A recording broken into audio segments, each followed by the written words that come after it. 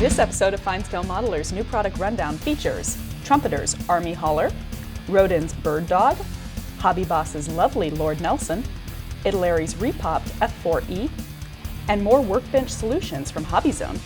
New product rundown, proudly brought to you by HobbyCo, distributors of fine model kits from Italeri. Welcome to New Product Rundown. I'm Aaron Skinner. And I'm your star, Elizabeth Nash. We have a ton to get through this time. Starting with Trumpeter's 135th scale M915. This kit represents the original M915 designed by the Crane Carrier Company and built by AM General. It serves the U.S. Army as a conventional prime mover, hauling heavy loads over conventional roads. This kit includes the M872 flatbed trailer with a 40-foot container. The latter comprises nicely molded side, bottom, and top panels. Separate parts provide the front and the frame for the doors. The doors, latches, and skids are here also.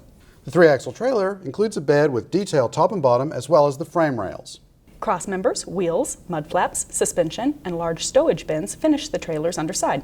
More stowage bins, the tail lights, the front barrier, and the hitch complete the M872. The balance of the kit's parts go into the truck itself, starting with the chassis and leaf springs. The curbside model's power plant is represented by a multi-part oil pan and transmission, the parts that will be visible under the truck. The drivetrain consists of 2 axles and the prop shaft. The non-powered front axle appears it can be left movable with careful gluing. Other parts on this tree include the prominent brush guard and the 5th wheel. The multi-part wheels include brake cylinders and well-molded hub and bolt detail. There's even a detailed spare. Check out the tread and sidewall moldings on the vinyl tires, all 24 of them.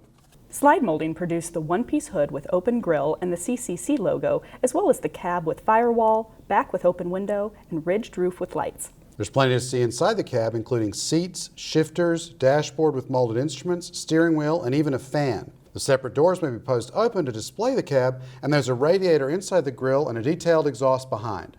Clear plastic supplies thin windows and windscreen, as well as headlights and indicators for the cab. There's even a dome light. Photo etch metal provides screen for the radiator grille, an exhaust heat shield, frame brackets, the walkway around the 5th wheel, and steps to the cab. Decals in the painting diagram show markings for a single NATO camouflage truck. The finished M915 and its load will be more than 18 inches long and should be impressive on its own or as part of a larger diorama. Next, let's take a look at Roden's 132nd scale L19 or 01 Bird Dog.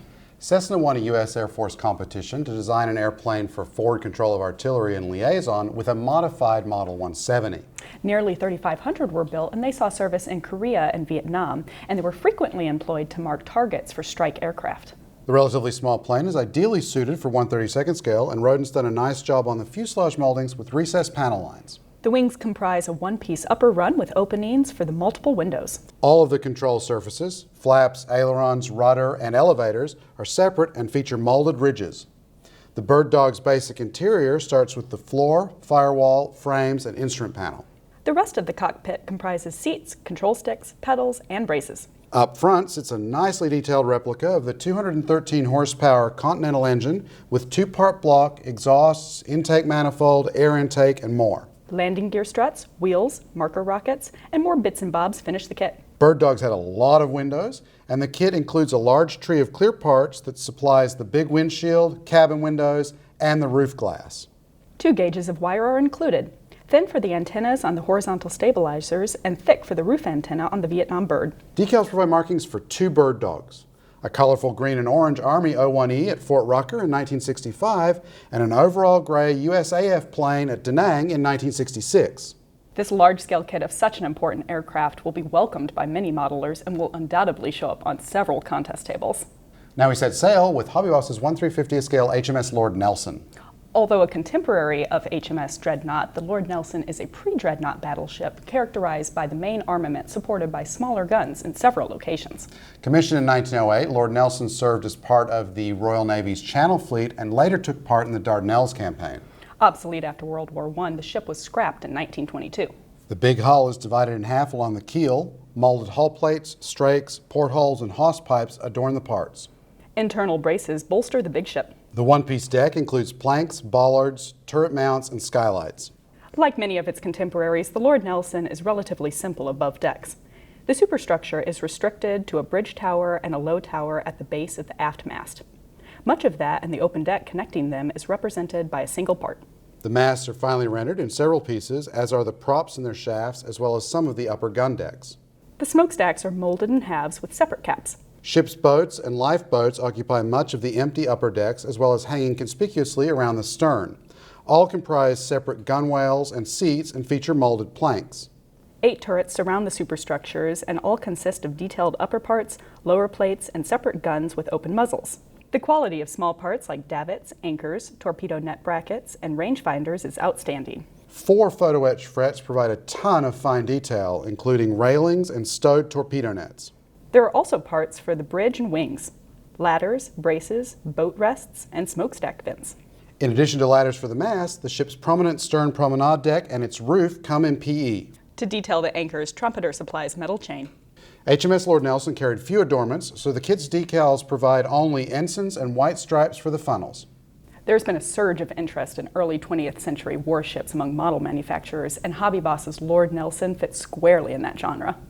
Next, I want to take a quick look at Italeri's 1/48 scale F-4E Phantom. A kit whose origins lie with Eschi's molds from around 1980.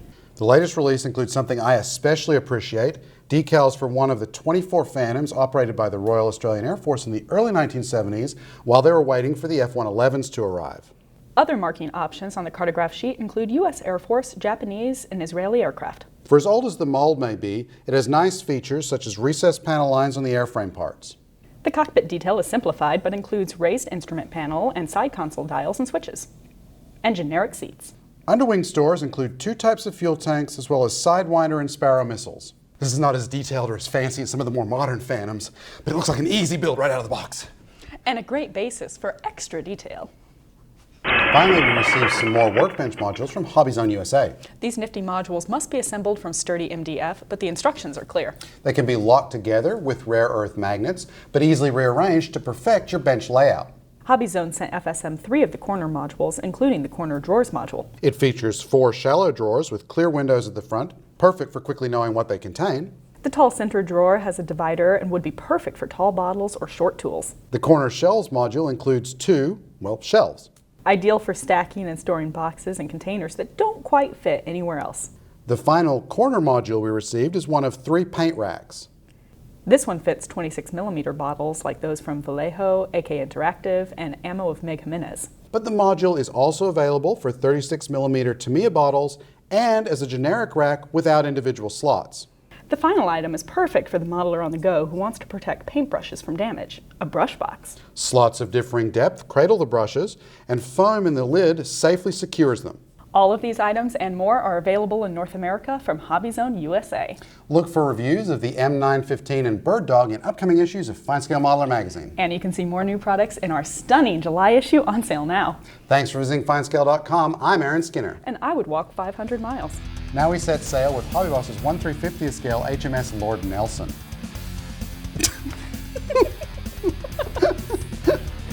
You forgot it. 2 minutes and she forgot it. Really? Short attention span. If you're not talking about me, I lose interest. You heard it here first, folks.